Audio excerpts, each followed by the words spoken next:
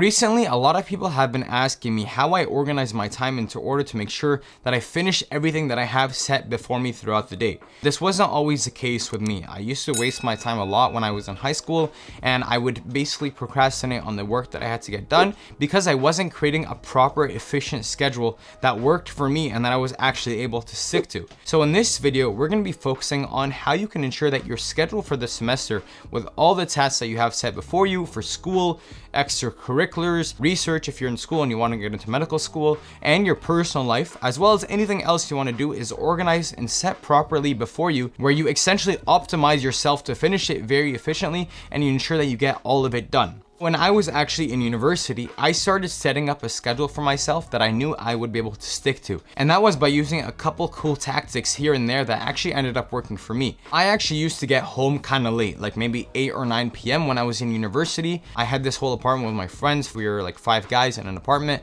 I used to get home kind of late, and that was because either I was chilling with other people, I was involved in club activities, I had an event, or I was studying. Now, I wasn't just studying the whole day. I organized everything where I didn't have to come home and waste time or be idle for like an hour or 2 hours. I wanted to make sure that every hour of my day was optimized. So how was I able to do that? Let's talk about 6 tips in this video. The first thing is change the way you look at studying. A lot of people, including myself, when I think about studying, think about it. Think about studying right now. You're probably thinking about yourself in a room closed off, or in a library all by yourself without your friends near you, or really you're in a specific place where you're by yourself and it's all quiet and you kind of hate your life. That's probably the worst way to think about studying.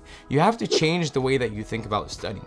Think of studying of learning new content, gaining new knowledge. A lot of things I like doing in my free time is watching YouTube videos that will help me learn concepts about literally random concepts. And the reason why I like this is because I like learning random facts so that I can be involved in any conversation and I have something to add, or I'm able to understand specific conversations like cryptocurrency or finances or space or medicine or biology or engineering or computer science, whatever the case may be. I like being involved in conversations and striking up a conversation with random people. I enjoy that.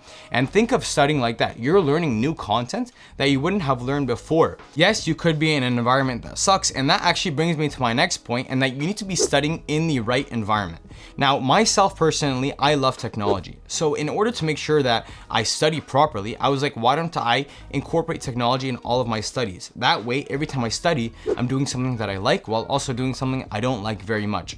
So I have an iPad that I use all my studying for, and a computer. And that motivates me to study because I love using technology. Like I said, I make sure that I have my iced coffee that I always have every single morning when I study, and I basically only have it when I'm studying. So that way I know that when I'm about to study, I'm like, oh, now I'm gonna have my iced coffee, I'm gonna be able to use my iPad, and I'm gonna be able to use my MacBook. That is something that I look forward to, and that is something that I really, really enjoy. The same thing for you. Let's say you like doing assignments. Well, because you like doing assignments, why don't you do that in like a Starbucks where you could see other people, where you can change your environment in order to do something that benefits you? Or for example, let's say you like going to a library. Sure, go to the library, dress up nice. I really don't advocate for dressing up in sweatpants and a sweater when you go to study, because the whole concept of look good, feel good is actually true. If you look good, you will feel good. No one is saying you need to go to study in like a dress, but if you're wearing, nice pants like jeans or whatever, and you're wearing like a cool sweater, that helps you feel good, and that will actually motivate you to study.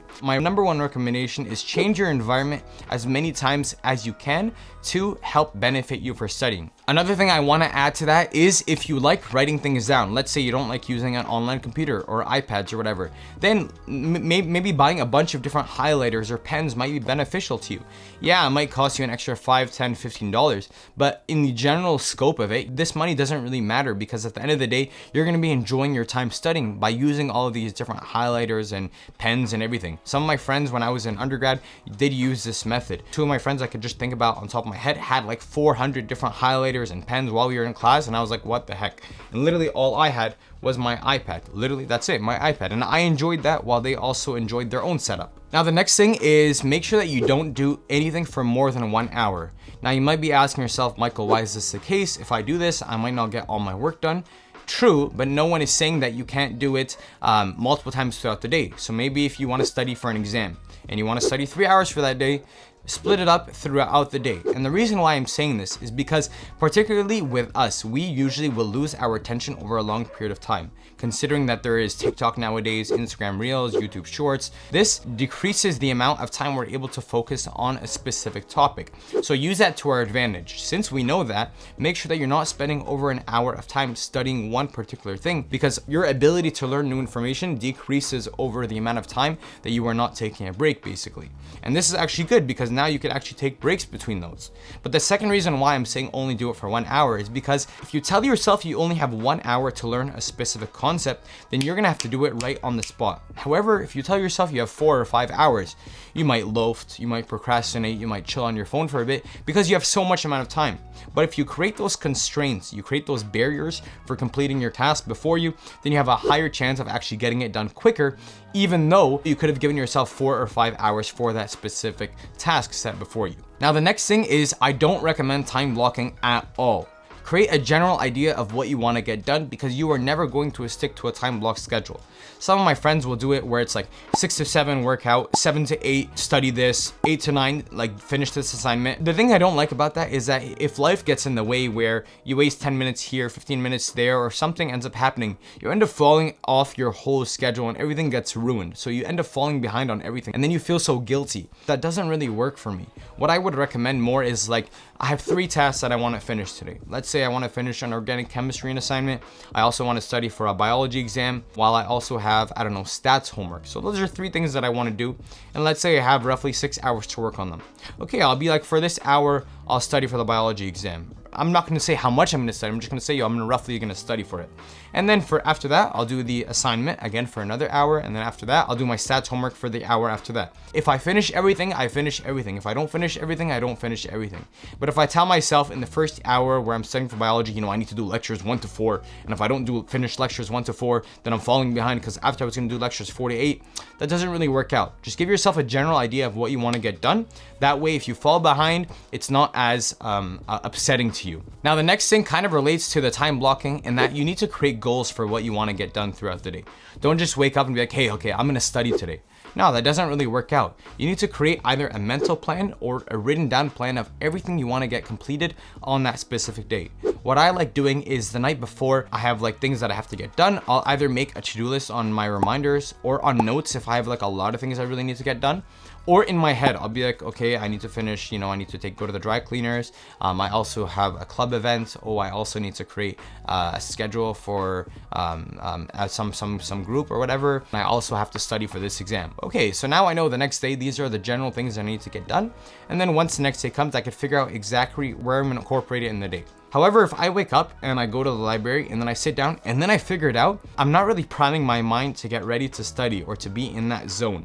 The good thing about creating goals is that you could do either the hard tasks first or the easy tasks first. What I like doing is the hard tasks first, because right when you start studying, you're like fired up, like ready to go. Or at least I'd say like I'm relatively fired up, ready to go, because I put myself in that mindset. Like I told you, I use technology, so I really like starting to study. But a lot of other people like doing the easy ones first. Wouldn't recommend that, but if you do like doing the easy stuff first, at least you have an idea of what's coming next and you're not just like all over the place, unorganized. The key is to have organization when you study, because when you have organization, you end up sticking to your deadlines and getting done everything you wanted to get done, which ends up being very, very efficient in the long run. And the final thing is take breaks. Like I talked about earlier, there is a lot of social media out right now where it is actually decreasing the amount of time you're able to focus on a specific video.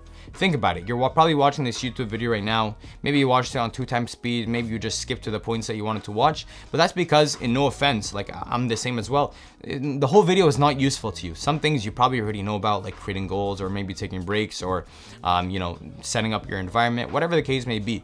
And you just want to get out the information right away. You don't have time to waste with fluff and all the jibber jabber that's happening between the videos. And I'm not saying that's wrong, but you have to play that to your advantage. So you need to understand when to take breaks and when to not continue studying, basically. So organize breaks throughout your day, whether that's lunch or between classes or dinner or chilling with your friends.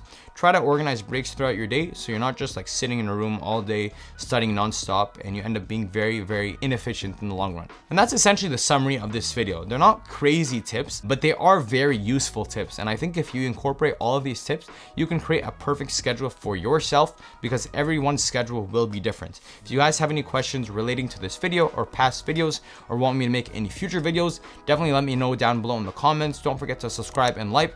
Thank you guys so much for watching this video. I really appreciate you guys so much. Take care and take it easy.